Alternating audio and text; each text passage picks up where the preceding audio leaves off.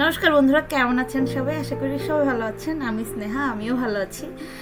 তো প্রথমে একটু বলে দিই যে আজকে কি রান্না করেছি। আজকে রান্না করেছি হচ্ছে ফুলকপি রসা আর সিম বডি ছিল, তারপরে ইলিশ মাছ ভাজি করেছি। ইলিশ মাছের তেলটা দিয়ে একটা তেল গালিয়েছিলাম, ওইটা তেলটা দিয়ে ভাত খেতে এত মজা লাগে।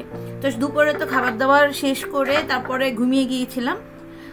বিকালবেলা ঘুমাই না, কিন্তু ঠান্ডার দিন না, কম্বলের নিচে গেলে একদম ঘুম চলে আসে। তো ঘুম থেকে উঠেছি 7টায়, আর সন্ধ্যা দিয়েছি। হ্যাঁ, মাঝখানে ঘুমাইনি, মানে শুয়েছিলাম, তারপরে সন্ধ্যা দিয়েছি, সন্ধ্যা দিয়ে একটু আবার শুয়েছিলাম, তারপর উঠেছি 6:30 7টায়। উঠে তারপরে রং চা খাচ্ছি। অনেকদিন যাবৎ মানে দুধ চাটা না একটু গ্যাসের প্রবলেম করছে, তো ভাবলাম যে একটু রং চা খাই ভালো করে। তো তেজপাতা, এলাচি, তারপর লং, চিনি, লবণ, আদা সব কিছু দিয়ে ফুটিয়ে একটা ভালো করে রং চা বানিয়ে খাচ্ছি। আপনারা সবাই কেমন আছেন? ঠান্ডাটা পড়েছে, আবার একটু কমেও গেছে। এখন কয়েকদিন তো ঠান্ডা কম ছিল, আজকে দেখছি একটু ঠান্ডা পড়েছে মোটামুটি ভালোই। তো সাবধানে সবাই থাকবেন। দেশে তো আবার ভাইরাস আসছে, এরকম একটা গুজব শোনা যাচ্ছে, যদিও সত্যি না মিথ্যা বলতে পারছি না। তারপরে সবাই সাবধানে থাকবেন, বাইরে গেলে মাস্ক ইউজ করবেন অবশ্যই। চেষ্টা করবেন যে নিজেদের সেফটি বজায় রাখার জন্য। যাদের ঘরে বাচ্চা কাচ্চা আছে তারাও একটু সেফটি বজায় রাখবেন। ভালো করে হাত টাত না ধুয়ে কিছু খাবেন না অবশ্যই।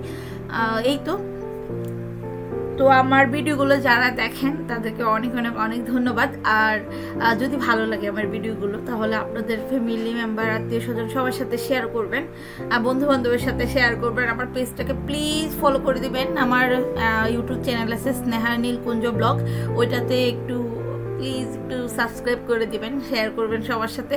আর আমার একটা রান্নার পেজ আছে স্নেহার রান্নাঘর নামে, ওইটাও একটু ঘুরে আসবেন। আমি নতুন নতুন রেসিপি নিয়ে আসার চেষ্টা করব। তো চলুন চা খাই।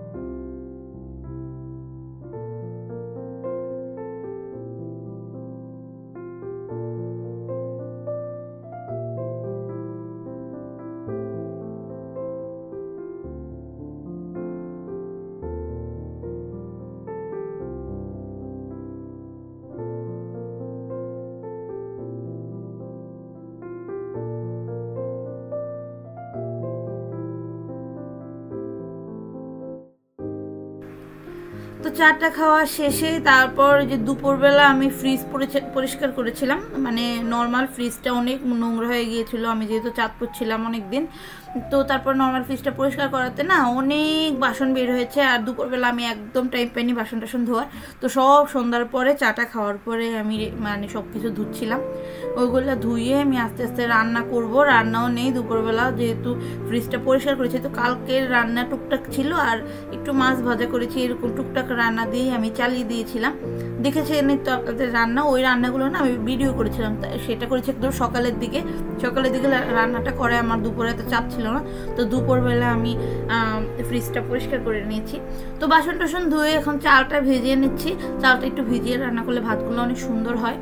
আর রান্না করব হচ্ছে মাছ ভিজিয়েছি হচ্ছে একটা মাগুর মাছ ছিল, আর মেনি মাছ। এখানে সিলেটের মানুষ এটাকে ভেড়া মাছ বলে। তো ওই মাছটাই আমি টমেটো আলু দিয়ে রান্না করব।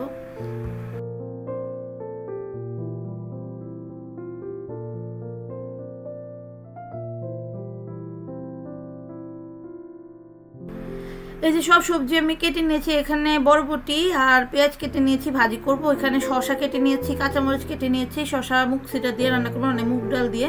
আর আলু, টমেটো, পেঁয়াজ কেটে নিয়েছি মাছ রান্না করার জন্য। আর অনেকগুলো মুগ ডাল স্যার এনে রেখেছিল প্রায় 1 কেজির মতো। ওইখান থেকে তো কিছু তো খিচুড়ি খাওয়া হয়েছে, আর কিছু আধা কেজির মতো ছিল। তো ভাবলাম যে ওইটা একটু ভেজে রাখি, না ভেজে রাখলে না একদম পরে কেমন একটা হয়ে যায়। তো ভেজে রাখলে ডালটা অনেক দিন ভালো থাকে। তো এই তো মোটামুটি আমার রান্না শেষ। বরবটি ভাজি করেছি, এই যে মুক্সিটা দিয়ে শসা রান্না করেছি, এত মজা হয়েছিল, মানে বেস্ট বেস্ট বেস্ট। আমি এই রেসিপিটা আমার রান্নার চ্যানেলে একদিন দেওয়ার চেষ্টা করব। এত সিম্পল কিন্তু অনেক মজার একটা রান্না। আর এই হচ্ছে টমেটো আলু দিয়ে মাছ, মাছটা একদম টকটক হয়েছিল, একটু ঝালঝাল হয়েছিল, অনেক মজা হয়েছিল, ওটা দিয়ে ভাত খেয়ে নিয়েছি। তো আজকের মতো বিদায় নিচ্ছি। ভিডিও যদি ভালো লাগে প্লিজ আমাকে সাপোর্ট করবেন। টাটা।